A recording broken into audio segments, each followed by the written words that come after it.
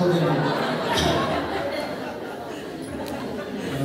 গতিকে বাৰু ঠিক আছে আৰু আমাৰ ঋষিকেশ গোস্বামীয়ে গোটেই পৃথিৱী ঘূৰাই দিলে অৰুণাচলৰ পৰা অসম ঘূৰাই দিলে মাজতে গানো গাইছে আৰু বৰ সুন্দৰ কথা কৈছে ময়ো শুনি বৰ ভাল পাইছোঁ তেওঁ মোৰ ভাতৃ মই তেওঁক শুভেচ্ছা জনালোঁ তাৰপিছত আমাৰ ৯২ বছৰীয়া ডেকাজন গৌৰী মিত্ৰ এইজনে মোৰ জ্যেষ্ঠ ভাতৃ নিচিনা তেখেতেও খুব কম সময়ৰ ভিতৰত ধুনীয়াকৈ কথাখিনি কৈ গ'ল এতিয়া মই ধৰক আপোনালোকৰ 10 মিনিটমানতকৈ বেছি কথা বন্ধ যদিও কিবাটো ক'ব লাগিব মই দূৰৰ পৰা আহিছোঁ মই অহাৰ বৰ ইচ্ছা নাছিলোঁ দূৰ গৈ পেলাই কি ক'ম মই একে ঠাইতে মানুহ অলপ দূৰৰ হ'লে আপোনাৰ মই যদি শিৱসাগৰত যাওঁ তেতিয়াহ'লে মই মানে টানি টুনি কিবা কিবি কৈ পেলাই মই মানে মানুহখিনিক অকণমান আকৃষ্ট কৰাৰ চেষ্টা কৰোঁ টিউতটো সেইটো কথা মই চেষ্টা চলাই অকল লাভ নাই গতিকে মই জাষ্ট সৰু সৰু কথা মানে 1 মিনিট 2 মিনিটতে অলপমান কৈ যাওঁ প্ৰথম কথাটো হ'ল অনিয়ম বুলি যে আমি কওঁ মই বজালী কলেজত কাম কৰিছোঁ মানে আবেলি ট্ৰেইনখনৰ কাৰণে মই ৰৈ আছোঁ কলেজৰ পৰা আহি ট্ৰেইনখন টাইমতে অহা নাই এখন মানে আপোনাৰ মালগাড়ী ৰখি আছে মই মালগাড়ীৰ অন্য উপায় নাই আৰু মালগাড়ীৰ মানে ড্ৰাইভাৰ মোৰ 2জনৰ নাম মনত আছে মেইন ড্ৰাইভাৰজনৰ নাম ঘোষ উপাধি আৰু লগত যিজন এছিষ্টেণ্ট থাকে তিৱাৰী মই দুয়োকে ৰিকুৱেষ্ট কৰিলোঁ বোলে ইফালে গ'লে মোক ক'ৰবাত নমাই দিবা এনেকুৱাকৈ তিৱাৰীয়ে অলপ মৰম কৰিছে বিহাৰীজনে ঘোষজনে মোক কৈছে নাই তাৰপিছত যেনেকৈ নহওক মই আৰু ইঞ্জিনটোত উঠি কথা বতৰা পাতি মই মাষ্টৰ মানুহ সিহঁত দুটাক মই ইমপ্ৰেছ কৰিব পাৰিছোঁ মোক ধুনীয়াকৈ মৰম কৰি আনি গাড়ীখন ৰ'ল টিহুত মালগাড়ীখন টিহুত ৰোৱাৰ পিছত তেওঁ মানে তিৱাৰী আৰু ঘোষ দুয়ো নামি আহিলোঁ আমি বজাৰ কৰি আহোঁ আপোনালোকে বহি থাকক মইতো এই ইঞ্জিনটোতে মই অকলে বহি আছোঁ একেবাৰে মই বিৰাট গাড়ীখনৰ আগত মই বোলো কি পলাপ কৰিলোঁ মই এনেকৈ দৌৰি আছোঁ এনেকৈ কিবাকৈ তেওঁলোকে বজাৰ কৰিব টিহু ষ্টেচনৰ ওচৰতে বজাৰ আছে সিহঁততে ইতিমধ্যে 4জনমান মানুহ আহিছে 4জনমান মানুহ সেই 4জন মানুহ মই দেখা মোৰ চিনাকি মানুহ পইচা কৈছিল সেই 4টাই মোক হিন্দী দিয়া আৰম্ভ কৰিছে যে আমাক অলপ লৈ যাব নেকি ইয়াতে মোক ধৰিব পৰা নাই মই যদি গোটেই 4জনক চিনি পাইছোঁ মোক ধৰিব পৰা নাই মোক হিন্দী কৈ আছে মই বোলো ময়ে কেনেকৈ আহি পেলাই কিবাকৈ বিপদত পৰি আছে কিবাকৈ আহিছোঁ আৰু তহঁতক 4টা যদি উঠাব ময়ে নিব লাগিব মই নেহেগা বুলি কৈ আছোঁ তাৰপিছত দুয়োজন আহি পেলাই কিংৰা মাছ কিনিছে দুয়ো মানে এইটো ড্ৰাইভাৰৰ পৰিতা মনত আছে তাৰপিছত গাড়ীখন চলাৰ পিছত মই আৰু কিছুদিন যোৱাৰ পিছত মুঠাপুৰমান যোৱাৰ পিছত দেখোঁ যে আমাৰ মুঠাপুচি 4টাই খোজকাঢ়ি যাই আছে মোৰ এতিয়াও মনত পৰে সেই অনিয়মটো তাৰপিছত মুঠিত মই নমাই দিছোঁ 2 নম্বৰ হ'ল যৌতিক আমাৰ পিতাই যৌতিক কৰিছিল আপোনালোকে জানে বাৰু অকল বয়সীয়াবিলাকে জানে আমাৰ মণি গোস্বামী ছাৰ তেখেতে ভাবে জানে এদিন হ'ল কি আমাৰ সমৰৰ এটা চুকা আছে মুঠাপুচি এগৰাকী মহিলাই ৰাতিপুৱাই গৈছে ৰাতিপুৱাই যাই আমাৰ পিতা বিচনাৰ পৰা উঠা নাই মই ক'লোঁ মই জানিছোঁ পিতাই মাটি বিলি বয়সীয়াল মানুহ খং কৰিলোঁ মই তেওঁক ক'লোঁ কচোন কি হৈছে নহয় ৰ'বা এই আটা উঠক জেঠা উঠক এনেকৈ কৈ আছে বোলে জেঠা নালাগে আছোঁ কচোন কি হৈছে তাৰপিছত মই তেওঁক বুজালোঁ যে তেখেত বুঢ়া হৈছে তো কেতিয়াবা আৰু লাহে লাহে বিদায় ল'ব গোটেই বিদ্যাটো মোক শিকিছে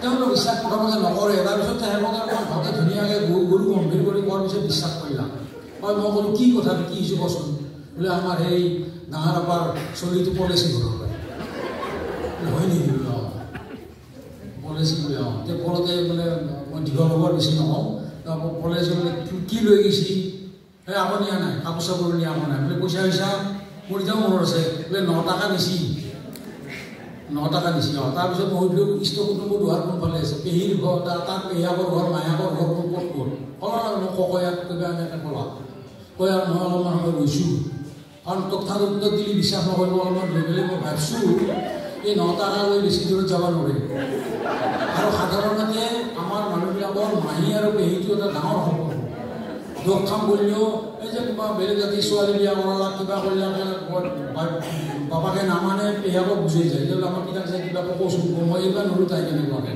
মানে পেহাক আৰু মায়াকটো এটা মাকৰ নিচিনা মই ভাবিলোঁ পেহাকক তাকে যাব বুলি ভাবি লৈ ককয়ানা ক'ত বুলি কৈছে মই অলপমান আৰু এনেকৈ লৈ এনে সুন্দৰ হ'ব লাগিব কালি সন্ধিয়াবেলাত গাল দেখা নাথকা অৱস্থাত সি আহি ঘৰত সোমাব তেওঁ কৈছে ধুনীয়া বোলে বুজ যদি আৰু ঘৰত আহে তেতিয়াহ'লে আৰু মোৰ তাকে আহিবা নহ'লে তুমি জানিবা আৰু যদি নাহে তেতিয়াহ'লে আমাৰ মই যে ফেইল কৰিলোঁ আমাৰ আচল মানুহজনক তুমি আহিবলৈ ক'বা তাৰমানে ইতিমধ্যে যোৱা 3 দিন না কিবা হৈছিল আৰু হ'ল কি চলি কলেজৰ বুলি গৈছিলো লাষ্টৰ এদিনৰ ভিতৰত এইবাৰ বিশেষ 8 না 9 পঢ়া চলি ৰাতি লগ হৈ মই ভাবিছোঁ ক'ৰবাৰ পৰা সেই আলম দেখা নাথাকে ঘৰত সোমাব আহিব লাগে সেনেকৈ হিচাপ কৰি কোৱাৰ পিছত মই বোলো আৰু তেওঁ যদি নাহে তেতিয়াহ'লে আৰু মোৰ কথা সত্য আৰু আহে যদি আৰু কিতাপ লগাই দিব লাগিব আৰু তাৰ পুৱাইটো আৰু তাৰমানে তাৰ পিছদিনাখন সন্ধিয়াবেলা সি আহিল তাৰপিছত পুৱাই মতে আহি বস্তি দিছিল আৰু মই যে ভাবিছোঁ যে লাগিল লেখা অহা নাই বাৰু তাৰপিছত বাপৰে বাপ তোমাৰ আমাকতো সি একদম তুমি কৰ্মতে সেই সময়তে আছে আপোনাৰ যৌতিকটো হ'ল এনেকুৱা তাৰপিছত মানে চিংৰা মই প্ৰথম চিংৰাটো জীৱনত খাইছোঁ আপোনাৰ এই লক্ষী কেবিনৰতে কোনোবাই দেখিছোঁ সৰু দিনা মই এটা চিংৰা কি বস্তু আমি জানো দিছিলোঁ কথা বুজি নাকৰিম আৰু আমি এতিয়া বেছি দূৰত ঘৰৰ নাই মই সেইটো মানে ভৰি উঠা ত্ৰিভুজ বুলি কওঁ ভৰি উঠা ত্ৰিভুজ ভৰি থকা ত্ৰিভুজ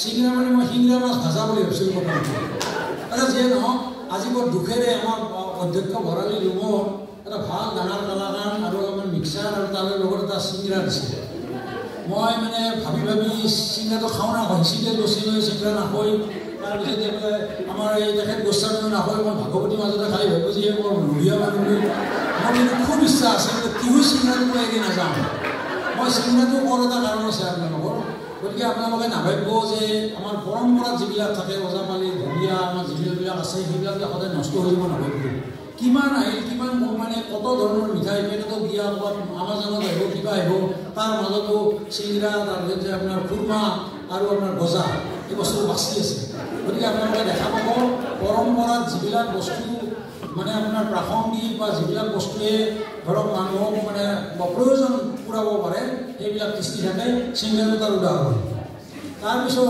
নাটক কৰাটো আমাৰ গাঁওবিলাকত মানে আপোনালোকে সকলোৱে জানে আমিও নাটক কৰিছিলোঁ আমাৰ তাতে সৰ্বেশ্বৰ ৰাজবংশী বুলি এজন আছিলে তেওঁ মানে আমাৰ মুকুন্দ থিয়েটাৰত থকা আছিলে গতিকে তেওঁৰ দ্বাৰা প্ৰভাৱান্বিত হৈ আমিও নাটক কৰোঁ গতিকে নাটক কৰিলে আগতে মানে আপোনাৰ সেই আছিল নহয় এই আপোনাৰ ৰাজা মন্ত্ৰী এইবিলাকৰ নাটক আছিল প্ৰথমতে তেতিয়াহ'লে ৰাজা মন্ত্ৰী পোচাক লাগিল পোচাক নিব আহিলোঁ টিহু পোচাক চোচাক নি স্ক্ৰীণ নি ৰাজাৰ অলপ ফাটা ফুটা পোচাক আৰু যেন টুপি চুপি পিন্ধি ৰাজা হওক এনেকৈ নি আগদিনাখন মই হৈছোঁ মন্ত্ৰী আৰু কোনোবা ৰাজা হৈছোঁ হৈ পেলাই নাটক দিওঁ নাটক যোৱাৰ পিছত আমাক 4জন আমি চাইকেল মাৰি পেলাই এই স্ক্ৰীণ তাৰপিছত এই টুপি চুপি পোচাক খেলাখন আৰু এই আপোনাৰ মুখত ধোৱা কেইজনে কিনি নিব লাগে টিহুৰ পাই এখন ঘৰ আছে টিহুতে কমাই দিওঁ তাৰপিছত পিছদিনা ৰাজাও হৈছিল আমাৰ মই মন্ত্ৰীও হৈছোঁ আহিলে বস্তুখিনি যেতিয়া তেওঁক জমা দিলোঁ আহানকৈ হিচাপ কৰিছিল কৰি কিবা স্কিম পাইছি তাৰপিছত এবাৰ টুপি কিবা মূৰৰ সেই মুখত টুপিটো কিবা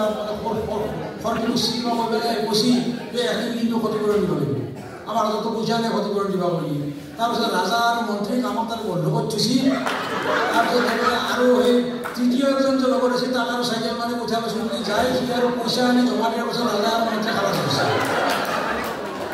তাৰপিছত আপোনাৰ মই এতিয়া আপোনালোকৰ লিখিলে সকলো সাহিত্য আৰম্ভ কৰিছিল সাহিত্য কথা আপোনাৰ নকলি ঠিক নহ'ব মই মানে ধৰক এই মাত্ৰ তাতে মই কৈছোঁ যে যিকোনো এটা বস্তুকে কেনেকুৱাকৈ এটা পৰিঘটনা হওক এটা দৃশ্যমান বা কিবা এটা বস্তু চকুৰ লগত অহাৰ লগে লগে তাত তেনেকুৱাকৈ আপুনি মানে বাক্যম ৰসাত্মকম কাব্যম তাত ৰস ঢালি পেলাই তাত চিত্ৰ মানে নিৰ্মাণ কৰি পেলাই তেনেকুৱা সাহিত্য তৈয়াৰ কৰিব পাৰিম সাৰ পাই সূৰ্য উঠাৰ কথাটো তেওঁ বৰ ধুনীয়াকৈ কৈছে গোস্বামী অসমৰ ৰূপহী গুণৰ নাহে ভাৰতৰে পূৰ্বদেশৰ সূৰ্য উঠালে সাৰ পাই সূৰ্যটো উঠি আহিছে পূব আকাশ সোণালী হৈছে কুঁৱলীয়ে লাজ পাই হাবিতে আশ্ৰয় লৈছে কাউৰীটো আহি আমাৰ চোতাল পাইছে শালিকাটোৱে ঠাই এৰি দিছে পাৰ চৰাইটোৱে মাছ চোতালত নিজৰ অধিকাৰ সাব্যস্ত কৰিছে পাৰটো ঘৰৰ পাৰ নহয় গতিকে পাৰৰ চক্ৰত আহি পেলাই ঘূৰা ঘূৰি কৰি দিয়াৰ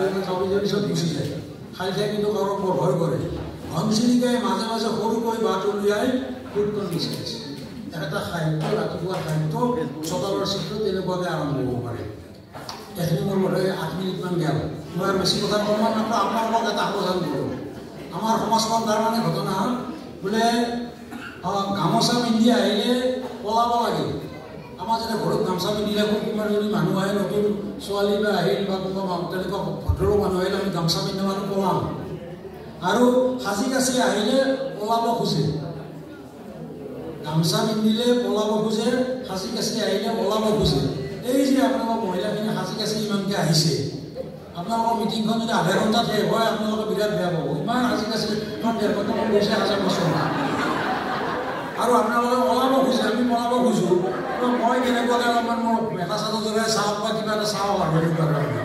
গতিকে এখন মিটিং তেওঁলোকৰ কাৰণে দীঘলীয়া হয় নাই, আৰু আপোনালোকে আৰু 2 ঘণ্টামান মানে যদি কটাব। মই ক'ব খুজিছোঁ, মই কেইটামান কথা ক'ব খুজিছোঁ যে আমাৰ কিন্তু জাতিটোৰ ঠিকে থকা নাই। এইটো মানে মোটামুটি অলপ পৰোক্ষভাৱে আমাৰ বিয় গোস্বামীয়ে কৈছে। মই কওঁ আপোনালোকক যে অলপতে ইথিঅপিয়াত এটা আপোনাৰ আগ্নেয়গিৰিৰ উদ্গীৰণ হৈছে। 12,000 বছৰ শুই আছিল, আগ্নেয়গিৰিৰ উদ্গীৰণ হৈছে। আমাৰ জেগাটো ভূমিকম্পৰ জেগা আপোনালোকে জানে। আৰু কিতাপ লেখা, কিতাপ পঢ়া, এইটো আমাৰ এটা ডাঙৰ মানে সংস্কৃতি হৈছে। এতিয়া মই কৈছোঁ যে ভূমিকম্পৰ বিষয়ে আমাৰ 2টা ডাঙৰ ভূমিকম্প হৈ গৈছে। গতিকে ভূমিকম্পৰ বিষয়ে আপোনালোকৰ ঘৰত কিবা এখন কিতাপ আছে না? কাৰোবাৰ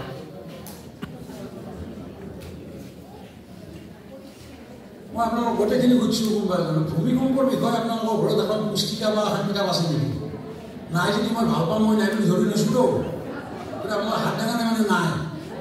তাৰমানে আপোনালোকৰ এটা অত্যন্ত লাগতিয়াল, এটা গুৰুত্বপূৰ্ণ বস্তু, যিটো সন্মুখীন হ'লে আমাৰ 12 বাজি যাব, সেই বিষয়ে আপোনালোকৰ ঘৰত কোনো বস্তু নাই। আমাৰ নদী মাতৃক দেশ বুলি কয়, নদী বিল খাল, নদী সম্পৰ্কে ঘৰত কিতাপ আছেনে?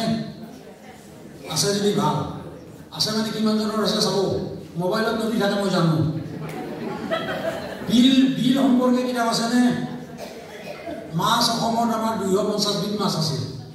এতিয়া যাই সেইবিলাক মাছৰ আপুনি ভালকৈ যদি বিশ্লেষণ কৰে, সাংঘাতিক কথা। আমাৰ কিমান গাঁৱৰ নাম, আমাৰ ডাক্তৰ ভূমিধৰ বৰ্মনৰ বংশধৰ তেখেতৰ ঘৰ শিঙিমাৰীত। আচলতে বেলঘৰৰ শিঙিমাৰীত ঘৰ। শিঙিমাৰী, পুঠিমাৰী, আপোনাৰ একেবাৰে বেচামাৰীৰ পৰা কোনো এটা মাছ আমাৰ অসমীয়া মানে বাদ দিয়া নাছিল। এতিয়া ৰৌমাৰী নাম ৰাখছি ভালেই বাৰু, কিন্তু বাঘমাৰা ৰাখছি, বাঘ এটা মাৰি পেলাই বীৰত্বৰ। আমাৰ কিন্তু শিয়ালমাৰী বুলি ৰাখছে, শিয়ালমাৰী। গতিকে যিয়ে নহওক, মই এটা কওঁ যে মাছৰ বিষয়ে আমাৰ অসমীয়া মানুহৰ যিটো জ্ঞান থাকিব লাগিছিল, মাছৰ জেগা নাই। পশুপালনৰ বিষয় মইতো ভাবোঁ আমাৰ অসমত যদি আচল মৌলিক যিটো অৰ্থনৈতিক উন্নয়ন হ'ব লাগে, তেতিয়াহ'লে আমাৰ সাৰুৱা মাটিত যি আপোনাৰ শস্য হয়, সেই উন্নয়ন আমাৰ লাগে। আমাৰ বিল খাল নদ নদী আছে, জলসম্পদ, তাতে আমাৰ মাছ পুঠি আছে। গতিকে মৎস্য সম্পদটো আমাৰ কাৰণে অত্যন্ত গুৰুত্বপূৰ্ণ, সেই সম্পৰ্কে আমি জানো। তাৰপিছত আপোনাৰ পশুপালনটো আমাৰ অত্যন্ত গুৰুত্বপূৰ্ণ। ঘাঁহনি বননি আমাৰ কিমান আছে আৰু কিমান পশুধন আমাৰ আছিল, সেই সম্পৰ্কে কিন্তু আমি মুঠিও সজাগ নহয়। আমি সদায় এই কিবা বেলেগ এটা ইণ্ডাষ্ট্ৰি আহিছে ধৰক, আমি মানে নামো বুজি নাপাওঁ, তাত কি কৰিব সেইটোও বুজি নাপাওঁ। খালি ভাল বুলি জানো যে এটা নতুনকৈ আদানী বা কোনোবা এটা ইণ্ডাষ্ট্ৰি আনিছে, কিবা এটা ডাঙৰ কাম হ'ব বুলি ধৰি লওঁ। কিন্তু আমাৰ পশুপালন যিটো ইণ্ডাষ্ট্ৰি আমাৰ আচলতে, সেইটো কিমান আমাৰ পৰিৱেশৰ লগত মিলা ইণ্ডাষ্ট্ৰি, আমাৰ গুৰুত্ব নাই। অৰণ্য গছ-গছনি, মই ক'লোঁ অসমৰ গছ-গছনি বুলি 2খন বিখ্যাত কিতাপ আছে, 1ম খণ্ড 2য় খণ্ড। আপোনালোকৰ ঘৰত বোধহয় কাকো নাই। আমাৰ ভঁৰালী জানে, আমাৰ কলেজত আছে। গছ-গছনি সম্পৰ্কে বোধহয় মানুহৰ ঘৰত কিতাপ নাথাকে। আছে যদি আপোনালোকক মই ফটো কৰি ধন্যবাদ। অসমৰ ধান, আমাৰ এতিয়া হাজাৰ ধান আছিল। আপোনাৰ এই ভৈয়ামৰ ধান আৰু পাহাৰৰ ধান, হিল ৰাইচ আৰু প্লেইন ৰাইচ। গতিকে ধানৰ বিষয়ে আমাৰ সংস্কৃতি ধান্য সংস্কৃতি বুলি কয়, ইংৰাজীত ৰাইচ কালচাৰ। আমাৰ ধানটো এনেকুৱা ধৰণে আমাৰ লগত জড়িত যে ধানক বাদ দি পেলাই আমাৰ কোনো সংস্কৃতি নচলে। ধানৰ বিষয়ে আপোনালোকৰ ঘৰত কিবা চৰ্চা হয়নে বা কিবা কিতাপ পাতি আছে নেকি? সেইটো এটা চাবলগীয়া কথা। তাৰপিছত আমাৰ মই যিকেইটা ট্ৰেডিশ্যনেল আমাৰ যিটো পৰম্পৰাগত সংস্কৃতি, আমি গৌৰৱ অনুভৱ কৰোঁ, উজনি অসমত সেইবিলাক নাই। যেনে কামৰূপীয়া ঢুলীয়া। এতিয়া কামৰূপীয়া ঢুলীয়া মই দীঘলীয়া হ'ব নকওঁ, মই এটাই প্ৰশ্ন কৰিছোঁ, কামৰূপীয়া ঢুলীয়া সম্পৰ্কত আপোনালোকৰ ঘৰত আলমাৰীত বা ক'ৰবাত এটা প্ৰবন্ধ আছে নেকি? আছে যদি আপোনালোকৰ নমস্কাৰ, নাই যদি তিৰস্কাৰ।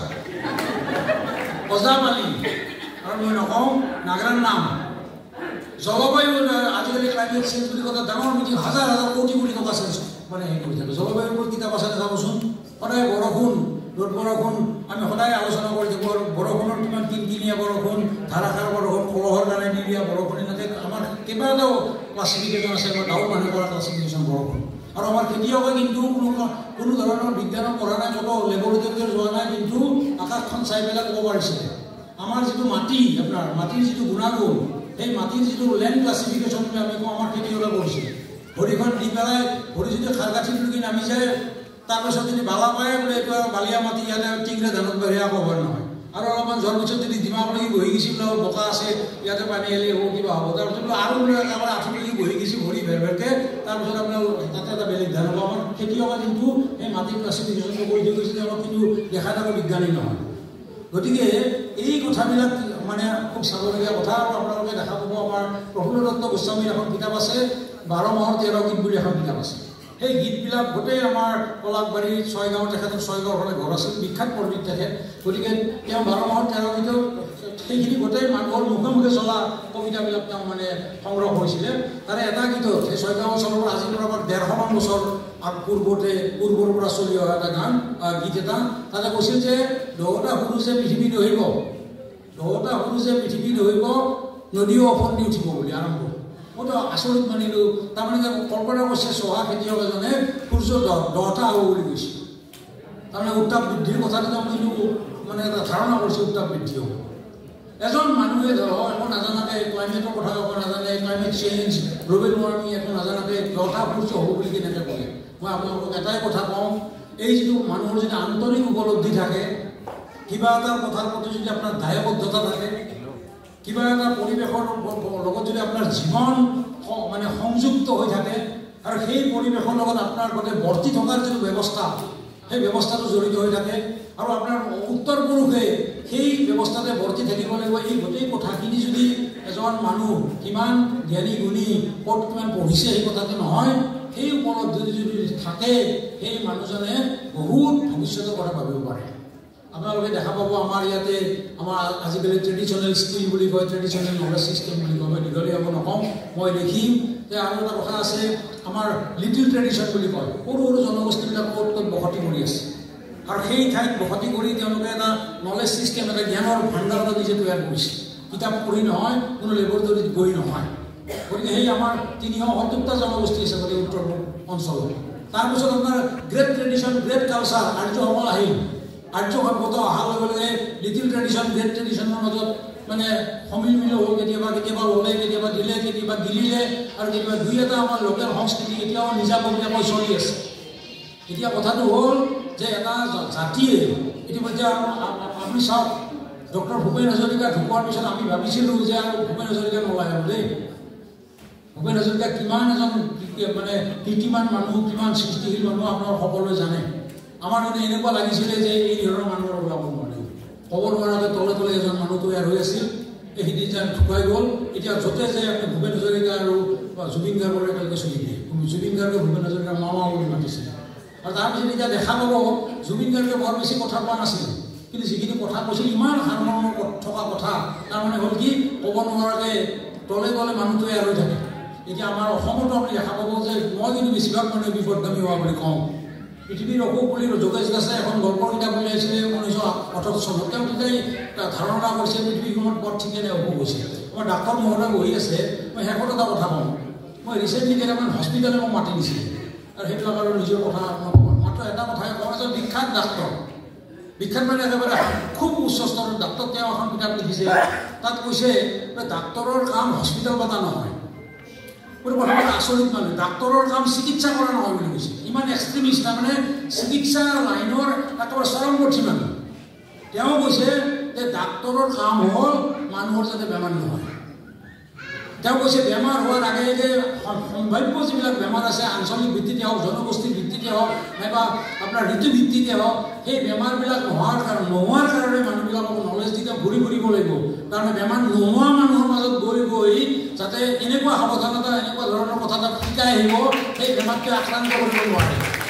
তেওঁ কৈছে যে চিকিৎসা কৰাটো ডাক্তৰৰ কাম নহয়। তেওঁ কৈছে হস্পিটেল প্ৰতিষ্ঠা কৰাটো ডাক্তৰৰ কাম নহয়। ডাক্তৰৰ কাম মানুহক বেমাৰ যাতে নহয় তাৰ কাৰণে সাৱধান কৰি দিয়াটো কাম। আৰু এই ধৰণৰ কিছুমান কিছু চিন্তা আছে। শেষত গৈ পেলাই অনুভৱৰ কৰণীত কথা বন্ধ চন্দ্ৰপ্ৰভা হুজুৰ, মই তেখেতৰ কিতাপখিনি প্ৰায় পঢ়িছোঁ। মই এটা পেজ লিখিছোঁ। তেখেত মই যিটো দেখিছোঁ তেখেতৰ, কিন্তু মই আগতেও এখন সভাত লগ পাইছোঁ, মানুহগৰাকী নিষ্ঠাবান, তেওঁ ভাল শিক্ষক আছিল বুলি মই গম পাইছোঁ। কেইবাখনো কিতাপ লিখিছে আৰু এতিয়ালৈকে তেওঁ মানে নিজৰ পৰিয়ালটোক এটা সুন্দৰকৈ বান্ধনত আৰু তেওঁক মাজত ৰাখি পেলাই গৌৰৱ অনুভৱ কৰিব পৰাকৈ তেওঁৰ পৰিয়ালটোক তেওঁ এইধৰণে পৰিচালিত কৰি আছে। এইটো আমাৰ মানে অত্যন্ত গুৰুত্বপূৰ্ণ কথা। আৰু মহিলাসকলে তেওঁলোকৰ মাজৰে এগৰাকী বয়সীয়াল মহিলা, গুণীগানী মহিলাক মধ্যমণি কৰি পেলাই আজি আপোনালোকে যিটো তেওঁৰ প্ৰতি সেৱা কৰাইছে, মই সেইটোৰ কাৰণে মই তেখেতকো মানে শ্ৰদ্ধা জনালোঁ। আৰু আপোনালোকে যিসকলে এইটো আয়োজন কৰিছে মই ধন্যবাদ জনালোঁ। কিতাপখন সম্পৰ্কে আৰু মই এতিয়া বৰ বিশেষ অকণ সময় পঢ়িম। মোৰ এটা কথা খুব ভাল লাগিছে, মই 1 মিনিটত শেষ কৰোঁ, যে শৈশৱৰ স্মৃতিৰে একলম লাৱণ্য বৰ্মন। লাৱণ্য বৰ্মন আপোনাৰ বাইদেউ হ'ল। এই যে ডাঙৰ বাইদেউ, সৰু বাইদেউ, মাজু বাইদেউ, আমাৰ মানে সেই আপোনাৰ বৰভাগৰ ফালে প্ৰত্যেক ল'ৰা ছোৱালীৰ আগতে 5টামান পিঠা থাকে। তাৰ 5টামান ভাগ, ডাঙৰ পিঠা, মাজু পিঠা, চানা পিঠা, সৰু পিঠা, এনেকৈ 5টামান। এনেকৈ 5টামান মাকো থাকে। আমাৰ ইফালে ইণ্ডিয়া নকৈ ধৰিলেও আমাৰতো আছে এনেকুৱা মানে গতিকে 5টা যদি মাক আৰু 5টা যদি আপোনাৰ বাপাক থাকে, এটা চলি আপোনাৰ সেই প্ৰত্যেকটাৰ পৰা বেলেগ বেলেগ ধৰণৰ শিক্ষা পাব। মই লাৱণ্য বৰ্মনৰ অলপমান পঢ়ি মোৰ ভাল লাগিছে। 8টা ভাই ভনী সহ আমি পিতা স্বৰ্গীয় অভয়চন্দ্ৰ হুজুৰী আৰু মা প্ৰদীপপ্ৰিয়া হুজুৰীৰে এটি সুখী পৰিয়াল আছিল। দেউতা শিক্ষক আছিল যদিও যথেষ্ট মাটি সম্পত্তি, ধান, মাহ, সৰিয়হ, মৰাপাট, মুগ, মচুৰ আদি খেতি বাতিৰে ভৰপূৰ আছিল আমাৰ ঘৰখনি। ঘৰতে এখন দোকান আছিল বস্তুবোৰ বিক্ৰী কৰিবলৈ। নিজৰ এখন সৰু সেউজীয়া ৰঙৰ ট্ৰাকত সেইবোৰ জোখমাখ কৰি বিক্ৰী কৰিবলৈ লৈ গৈছিল মাৰোৱাৰী দোকানসমূহলৈ। মোৰ ভনী ভনে, আপোনাৰ ভন বুলি মাতে বাৰু? ভন মানে সেইটো কিন্তু জাৰ্মান শব্দ। VON জাৰ্মানী ঠাইতো ফন বুলি উচ্চাৰণ কৰে, যিয়ে নহওক। গতিকে মোৰ ভনী ভনে সদায় সেই ট্ৰাকত উঠি মাৰোৱাৰীৰ কেইবাখন দোকানলৈ যাবলৈ হাহাকাৰ লগায়। মুঠতে তাই যাবই যাব। মনত পৰিলে হাঁহি উঠে। পঢ়া শুনাত তাই চকা বুদ্ধিৰ আছিল। গোটেইকেইগৰাকী ককাই বাইৰ পৰা কিতাপৰ কথাবোৰ নিজে ইচ্ছা কৰি শিকি লৈছিল। শিকাই নিদিলে মা পিতাৰ ওচৰত কান্দি কান্দি ক'বলৈ গৈছিল। আমি ডাঙৰবোৰে এই দৃশ্যটো চাই বৰ ভাল পাইছিলোঁ। স্কুললৈ যোৱাৰ আগত তাইক মই চুলিখিনি খুব ধুনীয়াকৈ গাঁঠি বান্ধি দিছিলোঁ। লাৱণ্য বৰ্মন, আপোনাক নমস্কাৰ। আপোনাৰ ভনক নমস্কাৰ। আৰু ভনৰ যিবিলাক ভনী বাই ভনী পৰিয়াল নমস্কাৰ। আৰু যিসকলে অতি কষ্ট কৰি আজিকালি সভাত আচলতে বেছিকৈ নোযোৱাটো ভাল, সময় নষ্ট কৰি, তৎসত্ত্বেও আপোনালোকে যি ইয়াত থাকিলে আপোনালোকৰ নমস্কাৰ। আৰু যিসকলে সভাখন শুৱনি কৰিলে বিনা শৰ্মাকে ধৰি পেলাই আপোনালোকক মোৰ কৃতজ্ঞতা আৰু শ্ৰদ্ধা জনাই মোৰ বক্তব্য সামৰণি মাৰিলোঁ। ধন্যবাদ।